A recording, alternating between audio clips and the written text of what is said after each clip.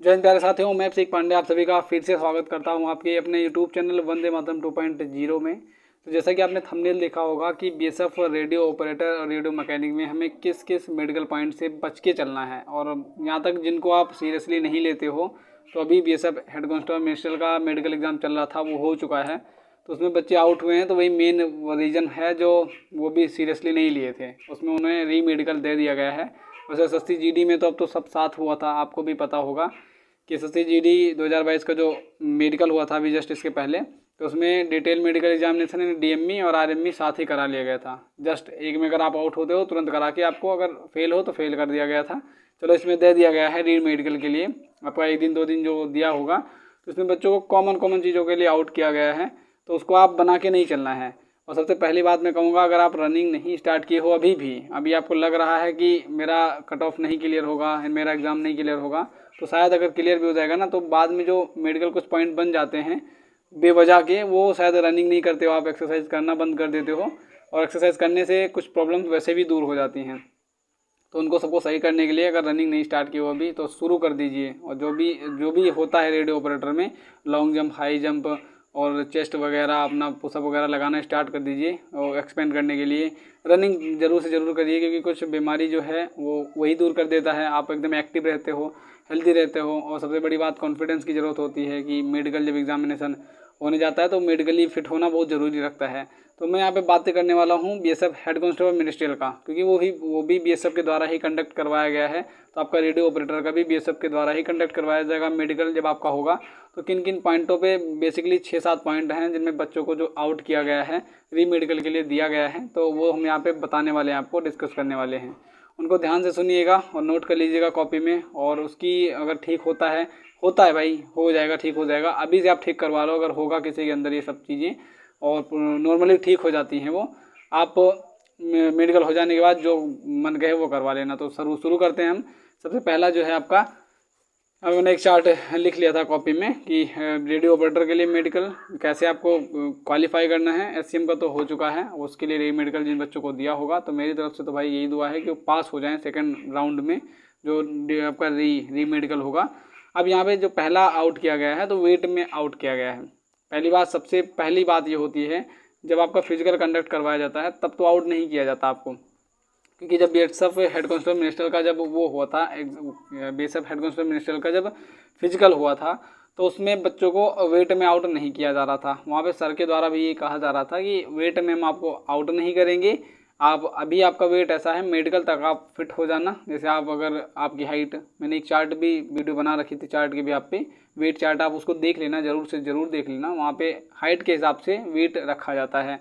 आपकी हाइट अगर 168 सेंटीमीटर है तो आपका वेट कितना रहना चाहिए, उससे ज़्यादा है तो कितना आपका वेट रहना चाहिए, तो उसके मुकाबले वहाँ पे रहता है, वो आप चार्ट देख लेना। तो वेट चार्ट की बात करें हम, तो हाँ, वहाँ पे आउट नहीं कर रहे थे, वेट के भी आप पे किसी भी बच्चे को आउट नहीं किया था। बेसिक एससीएम के फिजिकल में उन्होंने कहा था मेडिकल में आप ठीक करवा लेना।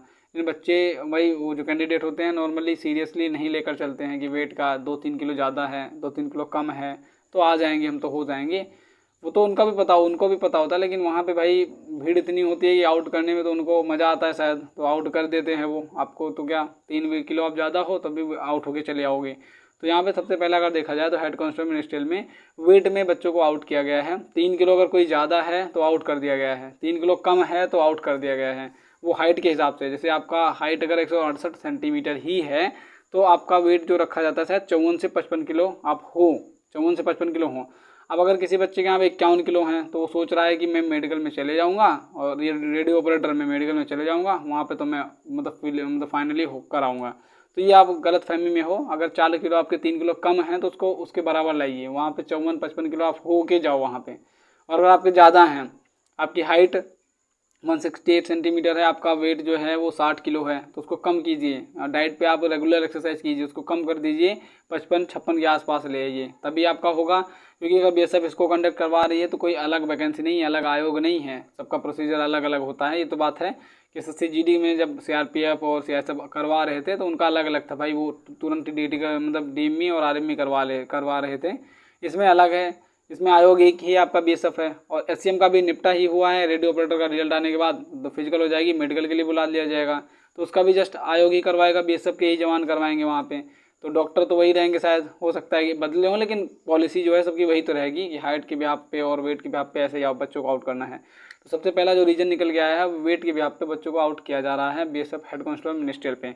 अब सेकंड राउंड की हम बात करें तो सेकंड राउंड में आपका टैटू, जो कुछ बच्चे बनवा के रखते हैं, ओम बनवा लेते हैं और वगैरह नाम वगैरह लिखवा लेते हैं, मतलब फादर मदर का, पेरेंट्स का, वो तो वो गलत बात नहीं है लिखवाना, वो सही है कि आप चलो देशभक्ति है, आप कोई देश का नाम लिखवा लेता है, देशभक्ति आपकी, वो कोई गलत बात नहीं है। लेकिन यहाँ पे बच्चों को टैटू के बिहाफ पे आउट किया गया है, वो मेनली राइट हैंड में। अगर राइट हैंड में आपका यहाँ पे कहीं टैटू बना हुआ है, यहाँ पे बनवा लेते हैं कोई बच्चे, तो अगर यहाँ पे कहीं पे आसपास बना हुआ है तो उसके बिहाफ पे कैंडिडेट को आउट किया गया है। और जस्ट अभी आपको बता दूं, मैं बीएसएफ हेड कांस्टेबल मिनिस्ट्रियल का एक कैंडिडेट निकल के आया है, जिनका जो रिव्यू मिला है उसने कहा कि मेरे उसने यहाँ पे जो है वो ए लिखवा रखा था, नाम शायद कुछ रहा होगा उसका ए से, तो उन्होंने यहाँ पे ए लिखवा रखा था और ए के बिहाफ पे उन्हें सिर्फ आउट कर दिया गया। ये कह दिया गया कि भाई अभी के लिए नहीं हो, रेमेडिकल हम दे रहे हैं, उसके बाद आप कंसिडर वो करा जाएगा नहीं। तो उसने कहा मैं इसी वक्त इसे ठीक करवा लेता हूँ, या मतलब मैं अभी मतलब तुरंत हटवा लेता हूँ। तो उन्होंने कहा अभी नहीं, मैं रीमेडिकल दे देता हूँ, कंसिडर आप हो जाओगे तो ठीक, नहीं फेल कर दिए जाओगे, सिर्फ एक टैटू के बिहाफ पे। अब उसमें सीरियसनेस क्या है भाई, अगर उसे पहले से आप जानते तो अभी सीरियस हो जाओ। रेडियो ऑपरेटर के लिए ये मतलब मेनली वीडियो में रेडियो ऑपरेटर के लिए बना रहा हूँ कि जिनसे कैंडिडेट जो आप सीरियस नहीं हो, अभी तो कोई फिजिकल के लिए सीरियस नहीं है, कमेंट आते रहते हैं कि फिजिकल की तैयारी करें या ना करें, तो कट ऑफ मैंने बना दी है उसके ऊपर। अगर आप हो तो करो, आपके रेडियो ऑपरेटर की फिजिकल की तैयारी करो, नहीं तो बाद में यही होगा कि फिर आओगे कि सर हम ऐसा क्या करें और वैसा क्या कर दें, हमारा मेडिकल निकल जाए, ये वगैरह हो जाए। तो वो और यहाँ पे बच्चे के नंबर 100 में से 90 नंबर थे, उसके 100 में से 90 10 नंबर कम थे, उसमें उसको आउट कर दिया गया, मेडिकल के लिए आउट कर दिया गया। और वो बहुत रहा था कि मुझे ले लीजिए, इसको मैं हटवा लूँगा वगैरह वगैरह, लेकिन कुछ नहीं उन्होंने किया। उन्होंने कहा मेनली राइट हैंड में कोई भी टैटू नहीं होना चाहिए। और एक बात बताऊं, टैटू सिर्फ मेडिकल के वक्त ना हो, उसके बाद अगर आप ज्वाइनिंग पे चले गए तो जितना मन कहे उतना टैटू बनवा लो। अभी अगर आपके हाथ में कहीं भी शरीर में टैटू है तो उसे हटवा दीजिए, हट जाता है वो, क्योंकि नॉर्मली अगर कोई चीज़ लिख जाती है तो हट भी जाती है वो, तो हट जाएगा वो। प्रोसेस कर लो, थोड़ा सा घाव वगैरह हो जाता है तो आपका रिकवर तो हो जाएगा, तो उसको आप ठीक करवा लो। तो ये 2 पॉइंट हो गए, हाइट के भी आप मैंने बताया और टैटू के भी आप पे आउट किया गया। फिर पाइल्स थर्ड है, उसके लिए तो हर एक डिफेंस एग्जाम भाई आउट कर देता है, बवासीर जो होती है, तो पाइल्स के लिए आउट किया जाता है। इसमें सिर्फ एक कैंडिडेट आउट हुआ है, एक कैंडिडेट आउट हुआ है, तो पाइल्स है, तो अगर उसको भी ठीक हो जाता है, डॉक्टर को दिखा लीजिए। मेरा मानना है भाई, अगर आपका पेपर हो गया, फिजिकल हो गया, तो मेडिकल के लिए अगर आप जा रहे हो तो पहले ही अपने कोई रिश्तेदार हों, कहीं भी हों, कोई भी हो, उनसे आप मेडिकल करवा लीजिए, उनसे आप मेडिकल करवा के तब वहाँ पे जाइए। कॉन्फिडेंस बहुत मायने रखता है, कॉन्फिडेंस भाई ऐसे ऐसे जगह पे पास करवा देता है जहाँ पर आप इमेजिनेशन नहीं कर सकते हो। ऐसे मत पहुँच जाओ वहाँ पे कि कोई भंडारा नहीं चल रहा है कि हलवा बटेगा, मिल तो हमें भी जाएगा, तो वो भंडारा नहीं है वहाँ पे भाई, सीरियसनेस होती है, आपको जॉब मिलने वाली है, सरकारी जॉब मिलने वाली है, तो इतना लापरवाही करके क्यों जाना। पहले से आप रीचेक करके जाओ, हर एक चीज़ चेक करवा लो। खर्चे लगते हैं, मानते हैं, चलो पैसे लग जाते हैं, लेकिन लग जाने दो, आपका करियर तो बन जाएगा। उसके बाद आगे हम नौकरी पे बात करते हैं, 4th पॉइंट पे। तो नौकरी के लिए मेनली इस पर ज़्यादा फोकस किया जा रहा है। ये तो चलो मामूली सा था, वेट और टैटूज़ के लिए आउट किया गया, लेकिन नौकरी को बहुत अच्छे से वहाँ पे ध्यान से चेक किया जा रहा है।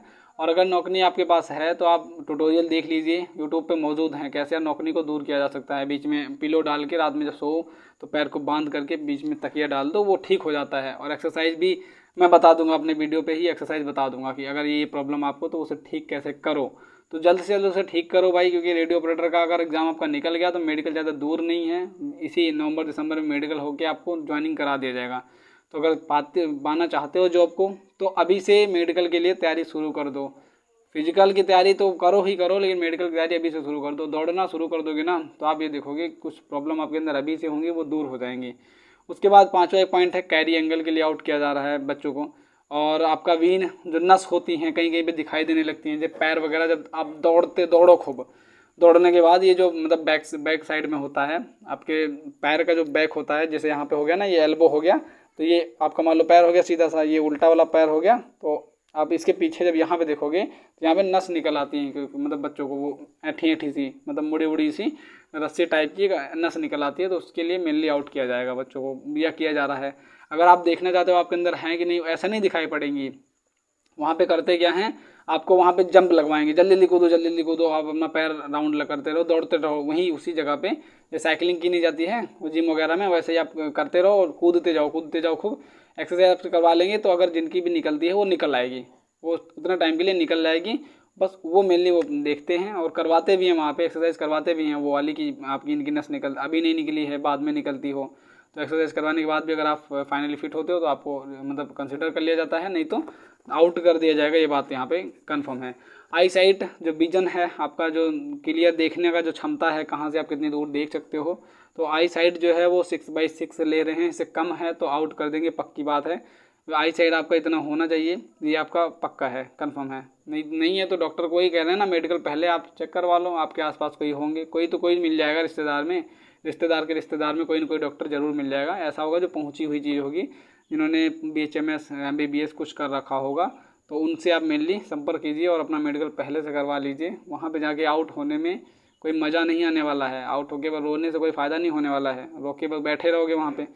अब उसके बाद आगे 8th पॉइंट में बात करते हैं कलर ब्लाइंडनेस का। तो भाई इसका तो नई इलाज है, क्योंकि अभी तक जितने बच्चे आउट हुए कलर ब्लाइंडनेस में जो दिखाया पड़ता है उनको, मतलब होता नहीं वो दिखाया जाता है कोई दूसरी चीज़ तो उनको कलर थोड़ा सा डिफेक्टिव दिखाई पड़ता है, तो उसका तो इलाज नहीं है मेरे हिसाब से। तो कलर ब्लाइंडनेस जिनको भी है तो अगर डॉक्टर से सलाह लो भाई, कुछ अगर वो दवाई बताते हैं, अगर शुरुआती है तो ठीक हो सकता है, लेकिन अगर परमानेंट आपका बन गया है तो शायद प्रॉब्लम कर जाएगा, क्योंकि कलर पहचानने में तो अगर आपको दिक्कत हो गई तो आप बॉर्डर पे चलो, हाँ मान लो BSF ज्वाइन कर रहे हो, रेडियो ऑपरेटर की जॉब लग रही है आपको, कलर ब्लाइंडनेस आपका है तो उनको आउट करना पड़ता है, इसलिए क्योंकि अगर वो भर्ती कर लें, गांव का माहौल थोड़ी ना है कि भाई यहाँ पे कोई टीम बन रही है मैच की, आपको तुम भी आ जाओ, चलो तुम भी आ जाओ, 11 से 12 प्लेयर्स के बजाय वहाँ 15 प्लेयर हो गए, तो वहाँ पे ऐसे अगर कर भी लिया जाएगा, आपको मान लो कभी भी जंग छिड़ गई, आपको कलर ब्लाइंडनेस की प्रॉब्लम है वो ठीक होगी नहीं।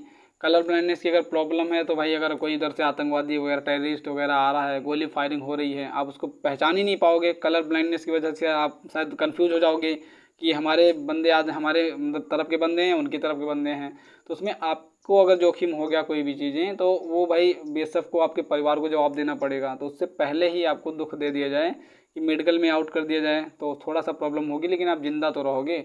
अगर वहीं पे बाई चांस आपको हो गया, मान लो कलर ब्लाइंडनेस की वजह से टेररिस्ट कोई आपके सामने आ गया आतंकवादी, अब उसको आप ना पहचान पाए कि अपनी टीम का है कि बाहरी टीम का है, उसने आपको गोली फायरिंग कर दी तो आपकी तो जान चली जाएगी ना। तो जान जाने से अच्छा है कि पहले ही आउट हो जाओ, शायद अपनी अपनी ज़िंदगी आप BSF में ना लगा करके किसी दूसरे फील्ड में लगा लो। और देखो आउट होना एक मेनली है और जीवन का ये उद्देश्य है कि भाई संघर्ष चलता रहता है, जितना आप संघर्ष झेलोगे ना उतना अनुभव आपको मिलेगा ज़िंदगी में। और ये मेडिकल नहीं मायने रखता है कि आप इसमें नहीं हो पाए। वो कहा था किसी सर ने कहा था कि SSC GD में अगर आपको सबसे लोअर जो कैटेगरी होती है BSF की होती है, सबसे लोअर पोस्ट आपकी BSF की होती है, SSC GD में आपके अगर इतने नंबर भी हैं कि मतलब आपके जैसे आपके 90 कट ऑफ चली गई है BSF की, आपके 89.9 नंबर हैं, 10 पॉइंट से आपका रुक रहा है, या 80.99 नंबर हैं, 1 पॉइंट से आपका रुक गया, तो उसके लिए कभी हताश मत होना, क्योंकि शायद आपको उतना छोटा पोस्ट मिल जाए, आप BSF में border security force constable border पे आपकी जॉब लग जाए तो वहाँ पे शायद आप शहीद हो जाओ, उसके बजाय एक नंबर से आपको हटा दिया गया कि आप अभी जिंदा रहो, आप दूसरी तैयारी कर सकते हो, अगली बार फिर SSC GD की वैकेंसी आए दोबारा से उसे फिलअप करो और शायद आप इतने काबिल तो जरूर हो जाओगे कि आपने इस बार जब 1 पॉइंट से रुके हो तो अगली बार शायद पहली प्रेफरेंस पे पहुंच जाओगे। तो इस वजह से आउट भी किया जाता है, शायद वो भगवान का जो खेल होता है वो अलग होता है, समझने में हमें थोड़ा देर लगता है, तो उसके लिए परेशान मत होइएगा कभी अगर आपको आउट भी कर दिया जा रहा है मेडिकल के लिए, तो ये नहीं सही तो दूसरा सही, हम दूसरे को फॉलो करेंगे, दूसरे को फिर से पाने की कोशिश करेंगे, क्योंकि अगर एक कैंडिडेट हो, अगर आर्मी जीवन जी रहे हो भाई आप, तो आप एक फॉर्म के सहारे तो बैठे नहीं रहोगे कि BSF रेडियो ऑपरेटर ही मिलेगा हमें, हेड कांस्टेबल मिनिस्ट्रियल ही मिलेगा, अदर वैकेंसियाँ भी आपने फिलअप कर रखी होंगी तो उनको भी आप फोकस करो, इसमें नहीं हुआ तो उसमें हो जाएगा, शायद आप कांस्टेबल हेड कांस्टेबल से और बड़ी पोस्ट पे पा सकते हो। आपकी पढ़ाई अच्छी है तो CGL CHSL क्लियर करके आप इनकम टैक्स ऑफिसर भी बन सकते हो। तो ये रही मेन वजह। यहाँ पे 8 आप देख सकते हैं, यहाँ पे मैंने लिखा है 8 पॉइंट पे बच्चों को आउट किया गया है, ये SCM का था मेनली, और रेडियो ऑपरेटर के लिए भी और कुछ नहीं किया जाएगा, मेनली यही किया जाएगा, क्योंकि अगर BSF आयोग भाई दोनों साथ ही करेंगे तो वो मेनली यही पॉइंट को फिर वहाँ पे देखेंगे भाई, अगर वेट के लिए आउट किया वहाँ पे किया है तो यहाँ भी करेंगे आपको, और वीन के लिए नस वगैरह आपको दिखाई पड़ती है और टैटू वगैरह है तो उसको सही करवा लीजिए। सो मैं यही कामना करता हूँ जी भाई, जिन बच्चों को यहाँ पे री मेडिकल मिला है हेड कांस्टेबल मिनिस्ट्रियल में, तो उनका री मेडिकल क्लियर हो जाए और वो फाइनली ज्वाइन पे पहुँच जाएँ, मेरी दुआ यही है। और बीएसएफ रेडियो ऑपरेटर के लिए भी यही है, जिनका पेपर निकला उनका फिजिकल भी निकले, और जिनका फिजिकल निकला उनका मेडिकल भी निकले, और जिनका मेडिकल निकला उनका ज्वाइनिंग लेटर भी उनके घर पे पहुँचे और आप आराम से अपनी जॉब को वहाँ पे वर्क कीजिए। सो यही कामना है मेरी। सो मिलता हूँ किसी नेक्स्ट वीडियो में नेक्स्ट अपडेट के साथ। अगर आपको ये वीडियो इन्फॉर्मेटिव लगी हो तो प्लीज़ हमें कमेंट बॉक्स में ज़रूर से ज़रूर बताइएगा। जो बातें मैंने कही हैं अगर आपको थोड़ा सा भी सही लगी हो तो प्लीज़ कमेंट बॉक्स में अपना प्यार बताइएगा। सो मिलता हूँ किसी नेक्स्ट वीडियो में नेक्स्ट अपडेट के साथ। तब तक के लिए जय हिंद एंड जय भारत।